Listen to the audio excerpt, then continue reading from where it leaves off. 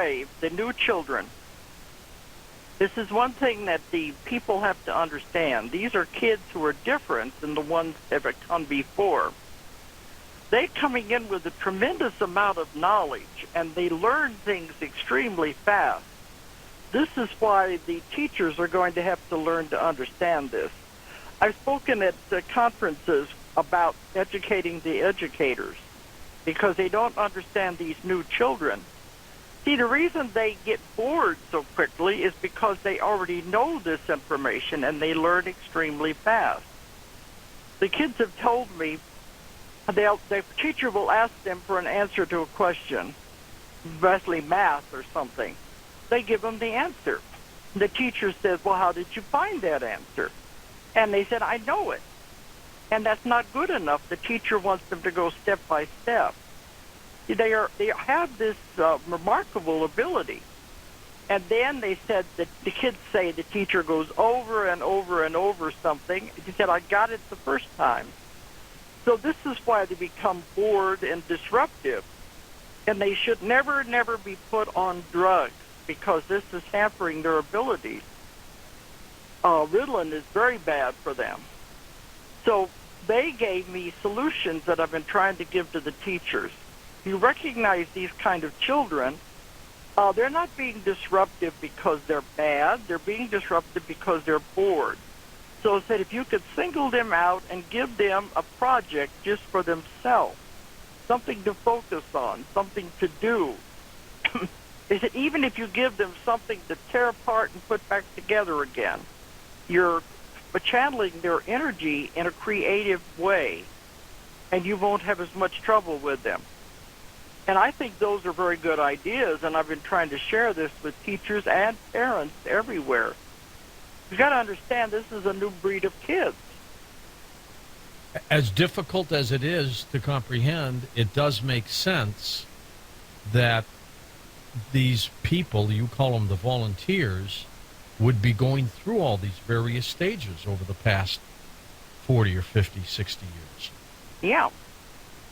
But these new kids, I saw a video not very long ago about these children. Some of them are only 9 and 10 years old, have already graduated from college.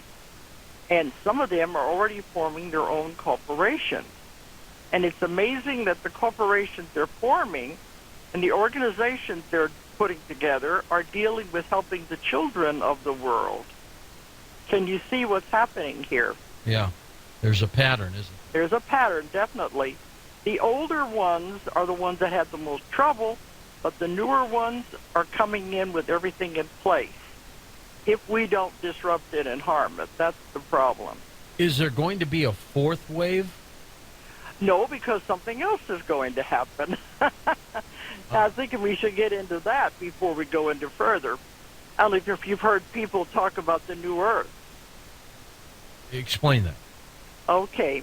Because you mentioned earlier, what about the greedy people and those? Are they going to take over the world, et cetera, et cetera?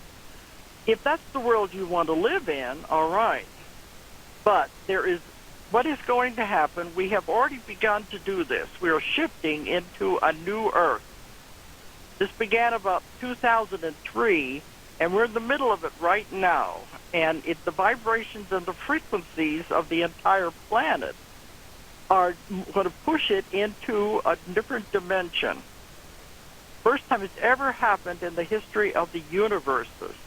Very momentous occasion that it will move into a new dimension. And we can get into 2012. It's all tied in with all of that. 2012 is not the end of the world. I don't know where they came up with this violence. I've seen the commercials on TV about the movie. That's not what 2012 is all about. Well, the movie will scare the heck out of you, Delores. Oh, definitely. But that's not what it's about at all. 2012, they said, is not the final, it's the culmination when the vibrations and the frequencies are meeting their peak. And whenever we cross over, if we want to cross over. Now, this is, I'm trying to explain this as easy as I can. This is what I'm lecturing on everywhere now. The information I gave about the 3 waves, this is the first time I gave that on the radio. but I've been lecturing on it all over the world, and about the new Earth, which I think is very important. They were going to separate into two Earths, the old Earth and the new Earth. The new Earth is where all the violence will be. You have the volcanic eruptions, the earthquakes, all of the natural Earth disasters are going to be on the old Earth.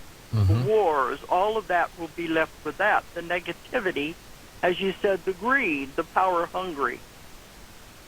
Because they said down through history, many, many civilizations have risen to the point where they could do anything. Their minds were so advanced, they could do anything.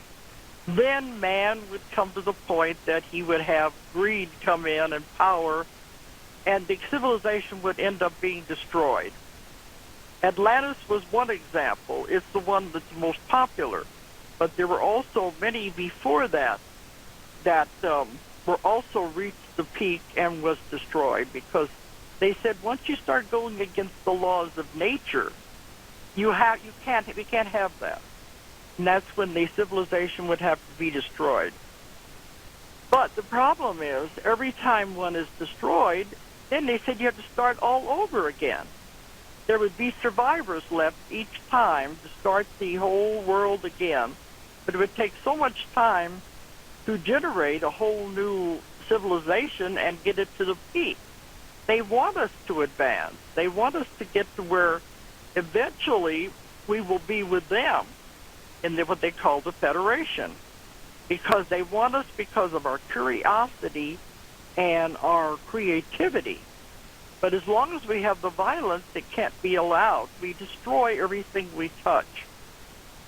So down through time, all these civilizations, they would reach a peak. Psychic development and psychic abilities would be extremely powerful. Man would misuse it, and they would have to be destroyed. This time, they said, we're heading that direction again. That's why they said, you must know this knowledge. One of the things we are doing that are going against the laws of nature, like the other ones did, is this genetic thing that we're doing. I heard on the commercials you're talking about the crop. This is not allowed, and we're genetically manipulating animals, which is not allowed. These are going against the laws of nature. It's going to backfire on us. It did before. This is what brought Atlantis down. Atlantis, I think they got bored, because Atlantis had existed for thousands of years. It was not just a short civilization. But they were also manipulating genes, and they had half man and half animal. This is where all of your legends came from. It was not the Greeks and the Romans. They were carrying forth memories of the what really happened at Atlantis. Your centaur, your minotaur, all the half man, half animals were genetically created in Atlantis, and they were used as servants. They were sterile. Well, they said this was one of the main reasons they had to go down, because they were interfering with the laws of nature. And they said, you must know this, because your scientists are doing the same thing. And you probably know, for several years now, they have been genetically introducing human cells into pigs. Yes. And that's so that they were able to transplant their organs into the human body. Yeah. The human body will reject any foreign object, but if the organ had human cells in it, the body would accept it. That's the theory. But there was one scientist who told them, he warned them, he said, yes, it's safe to handle pork, it's safe to eat pork, but what's going to happen if you put a pig organ into the body that is being constantly supplied by blood, and the cells are moving throughout the body? It could create a disease that we would have no cure for. That's true. Well, now they put pig valves in us. Could that be a problem? I think